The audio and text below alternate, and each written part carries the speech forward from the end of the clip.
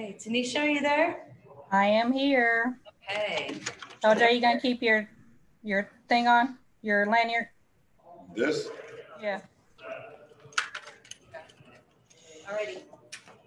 All right, we're gonna start off with Mike Trudell. Hey, LeBron, it's Mike Trudell back in Los Angeles. Just wanted to start asking you about a couple of your teammates in that third quarter. Once you guys went to the bench, that small unit, how was that impactful, and how could that be even more impactful moving forward against a team like the Clippers where the matchup might be better? Well, we have the ability to play different games, play different matchups, have different rotations. I think JR and Dion definitely gives us that even more of that ability to go small, having multiple ball handlers and scorers on the floor. I thought Kuz was excellent tonight, and AC off the bench. And we just tried to, after they made a run, which we know all great teams are going to make a run in the third quarter, we just tried to combat that by making our own run. AD caught fire, just started defending a little bit more. You guys had a couple of key stops late, of course, some from you, some from Kuzma. What was your mindset like defensively in this game as you guys just start getting integrated before the playoffs come in another couple of weeks, LeBron? Well, I mean, we've been out for 4 months or whatever it was since the last action we had versus Brooklyn at Staples Center. So, rhythm as far as offensively making shots, those things are going to take a little bit longer. To get, back to your rhythm and your flow and how you shoot the ball and things of that nature. But the one thing you can do is defend, because you can always communicate. You can communicate through mistakes that you may happen. You can, you have teammates that, back you up when you do make a mistake or whatever the case may be. So the communication and defensive side is something that should always be on point. Hey, LeBron, it's David Gunneman. You haven't played in LA all that long, but tonight was the first time since being a Laker that you hit a go-ahead shot in the final 15 seconds of a ball game to get the win. What are you looking for in those situations? Obviously, not every time is equal, but what does your senses get heightened, or would you relish those chances? Yeah, I mean, I love having the ball in my hands, late in the game, tie game, being down, being up. We had a 3-point game with like 40 seconds to go. We got a great look for Danny. He missed it. Paul George came back and hit a three to tie the game. And for me, just try to, be aggressive. I feel like I got some contact at the elbow, by Marcus Morris. They didn't call it. But, like you was told when you was a kid, since I started playing basketball, if there's no whistle, you keep playing on. So I was able to follow my own shot and, put us up for good. Hey, LeBron, it's Bill Oram. Hey, considering your support of Colin Kaepernick over the years and kind of what his journey has been like since he first took a knee, I'm curious what that moment was for you personally tonight.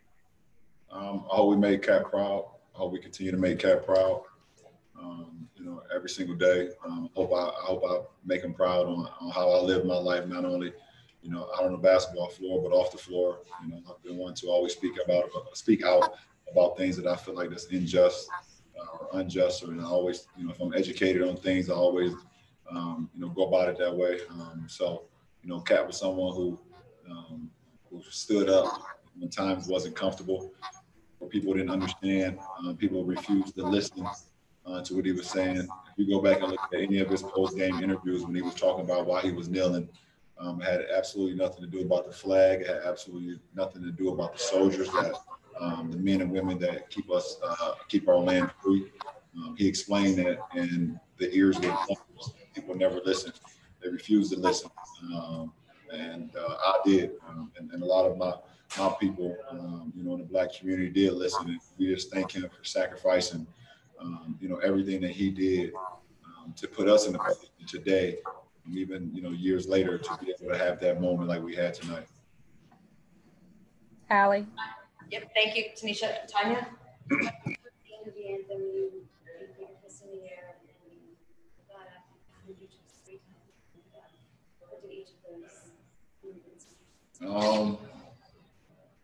It kind of just happened, but if you've been looking at any of my, like, when I send out emojis or whatever the case may be on social media, I've been putting that out as well. Just having that commitment to the Black community, having my fist up in the air. I understand how unified I want, my community, not only in my hometown, but all over the world to know how unified, how we are. One is to become, and us to be heard, and then just giving thanks to the man above for giving me an opportunity to have this platform, and because nothing is possible without the grace of God, and we all know that. Just giving us the breath of life, and like I said, using this platform, using who I am. I try to use it for the greater good, and I hope I make people proud. I hope make my kids proud of my, not only my household, but also, like in my school and things of that nature in my community. Kyle Goon? Oh, I'm sorry. Go ahead. No. LeBron, you told us a couple days ago that one of the things you really missed was feeling those competitive juices. I'm wondering, this game, but also that sequence you had with Paul George kind of going basket for basket, was that sort of the thing you missed about basketball? Absolutely. Playing against the greatest basketball players in the world at this level. This is the last level. This is the last level that you can get as far as playing basketball. And then you're fortunate to be able to, I've been playing against a lot of great players that's graced this league over my 17-year career. And, two of them was on the floor tonight on their opposing side, and I have one on my team as well. So, just that competitive, and that spirit, that fight to whatever, you want to try to help, even if you're not shooting the ball well, or you're not playing particularly well, being able to do things, you can always help in other ways, either by your voice or getting a defensive stop or just your presence. So that's what's fun about the game. Rachel Nichols? Ryan, you had CP, Melo, handful of other All-Stars who came out and were in the sort of player section watching your game. Does that give you guys a little extra juice since you don't have fans here to at least know that a bunch of your peers wanted to be here and are watching you guys? I think it's a respect, we're all a brotherhood, and definitely having CP and Melo, you guys know my relationship with those two guys, but looking over here and seeing some of our guys in our league, CJ, from around my block, and Dame and a lot of other guys. I think it's just pretty cool, and I hope throughout the course of this time while we're here in this bubble that I can make it to a few games too. Just out of the love of the game, I love getting an opportunity to watch the game live, and you don't have that much time throughout the course of regular NBA scheduling before the COVID. So it's a pretty good dynamic. It's a big, like I said, it's a big AAU feeling for grown men, and we just want to try to take advantage of it. Damien said it's like live league pass. You guys all being here together, you guys talked about being a brotherhood or being players all being sort of brothers across teams, but this has never happened before to have you guys all together. No, it hasn't, but it's 2020. People, 2020 is something that we've never seen before. So we are in the land of the unknown, and then things are happening for the first time. So you just take it for what it is. Don't take the moment for granted, because we are still living and alive, and we're back to doing what we love to do, either covering the game, or playing the game, or watching the game, or being able to report the game as you guys are doing. So, that is a blessing. 2020 has been pretty shitty, but we're all blessed. Okay, we're gonna do 3 last questions. Taylor?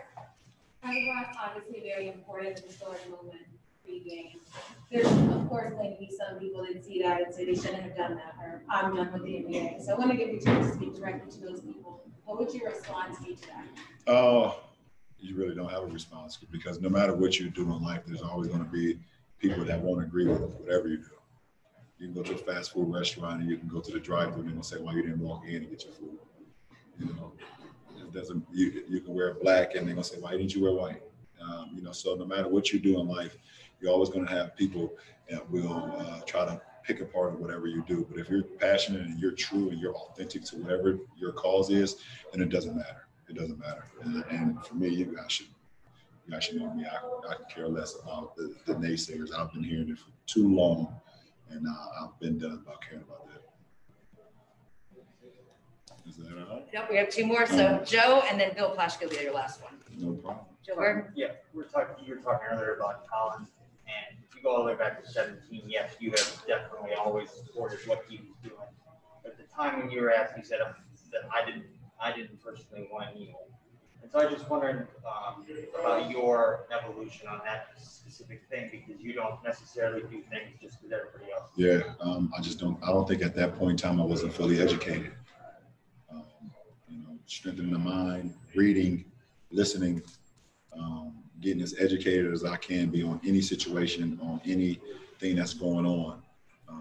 It has been always who I am, and until I'm fully educated and fully aware of what's going on, then I call for action. So I feel like at that time I wasn't fully educated on the purpose. What is the purpose at hand? And obviously Cap has taught me a lot about that. So that's what it was. Last question, Bill Plaschke. LeBron, by the end of the game, could you sense that the intensity was perhaps similar to what you could have been playing back at Staples Center against these guys? Oh, absolutely. Absolutely. We're two teams in the same city, and two teams that's fighting for one common goal, and that's to win a championship and bring it to the city of Los Angeles and their respective fan base. So, you have just so many competitors on the floor, going out there and representing the purple and gold, representing Laker Nation, and those guys doing the same thing for their fan base, no matter what the cause is, no matter what the bubble is, no fans or fans. Basketball is basketball, and competitive spirit is competitive spirit. So we got right back to where we left off. Appreciate it, guys. Thank you. Thank you. You're welcome. Thank you, Tanisha. Thank you, everybody on Zoom. You're welcome, My Anthony. pleasure. Have a good evening, you guys. You're welcome. Thank you. Anthony.